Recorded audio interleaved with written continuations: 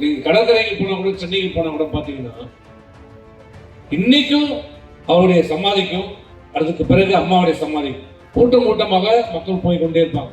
காலையில நாங்க 6 மணிக்கு அங்க வாக்கிங் போனோம்னா வெளியூருக்கு சென்னையை சுத்தி பார்க்க வந்தவங்க இல்ல கோயிலுக்கு வந்தவங்க பீச்சில் வண்டி விட்டு நேரம் எங்க போறாங்கன்னா தலைவர் சமாதிக்கும் அம்மா சமாதிக்கும் தான் போவாங்க. அங்க பக்கத்துலயே ஒன்று இருக்கும், நாய் கூட போவாத. என்னடா எல்லாம் அங்க போறாங்க, ஜன பக்கத்து ஆயிரக்கணக்கில் போறாங்க, அந்த அம்மாவை பக்கத்துக்கு ஆயிரக்கணக்கில் போறாங்க, எங்க அப்பாவை எவனுமே பார்க்க மாட்டாங்க, எங்க அப்பாவை எவனுமே பார்க்க மாட்டாங்கன்னு இவனு என்னென்னமோ கட்டி பார்த்தான். இப்படி கட்டுறான், அப்படி கட்டுறான், செலை வைக்கிறான்னா, பேனா வைக்கிறான்னா, நொட்டுறான்னா, ஏதா போனாலும் யாருக்கும். ஏன்னா கருணாநிதி யார், எம்ஜிஆர் என்பது இந்த மக்களுக்கு நன்றாக தெரியும். ஒரு ஏக்கம், ஒரு குடும்ப ஆட்சி நடைபெற்றுக் கொண்டிருக்கிறது. அந்த குடும்ப ஆட்சியை அகற்றப்பட வேண்டும்.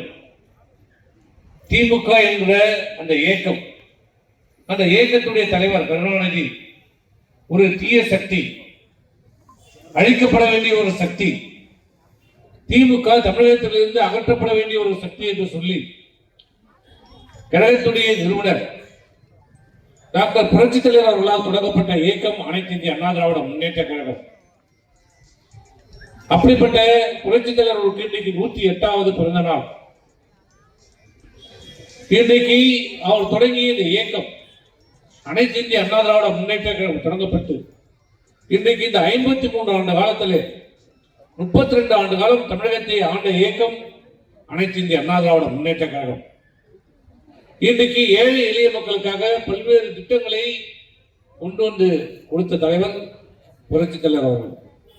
இன்றைக்கு தமிழகத்தில் மட்டுமில்ல, இன்னைக்கு இந்தியாவில் கூட பாரத பிரதமர் உட்பட யாராக இருந்தாலும் புரட்சித் தலைவர் எம்ஜிஆர் பெயரை சொல்லாமல் அரசியல் செய்ய முடியாது என்ற நிலைக்கு இன்றைக்கு தள்ளப்பட்டிருக்கிறார்கள்.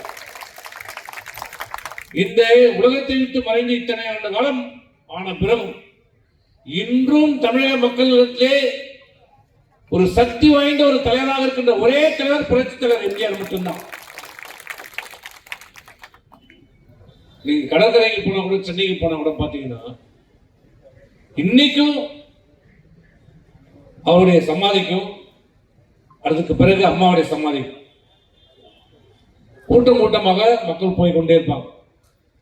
காலையில நாங்க 6 மணிக்கு அங்க வாக்கிங் போனோம்னா வெளியூருக்கு சென்னையை சுத்தி பார்க்க வந்தவங்க இல்ல கோயிலுக்கு வந்தவங்க பீச்சில் வண்டி விட்டு நேரம் எங்க போறாங்கன்னா தலைவர் சமாதிக்கும் அம்மா சமாதிக்கும் தான் போவாங்க. அங்க பக்கத்துலயே ஒன்று இருக்கும், நாய் கூட போவாத.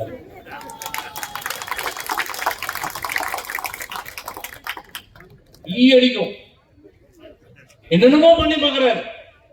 என்னடா எல்லாம் அங்க போறாங்க, ஜன பக்கத்து ஆயிரக்கணக்கில் போறாங்க, அந்த அம்மாவை பக்கத்துக்கு ஆயிரக்கணக்கில் போறாங்க, எங்க அப்பாவை எவனுமே பார்க்க மாட்டாங்க, எங்க அப்பாவை எவனுமே பார்க்க மாட்டாங்கன்னு இவனு என்னென்னமோ கட்டி பார்த்தான்.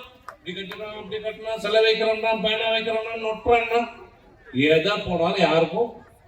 ஏன்னா கருணாநிதி யார், எம்ஜிஆர் என்பது இந்த மக்களுக்கு நன்றாக தெரியும். புரட்சித் தலைவர்கள் முதலமைச்சராக பொறுப்பேற்ற உடனே அனைத்து ஜாதியை சேர்ந்தவர்களும் அந்த மணியக்காரராக வர வேண்டும் என்று சொல்லி அந்த பரம்பரை பதவியை ஒழித்து படித்த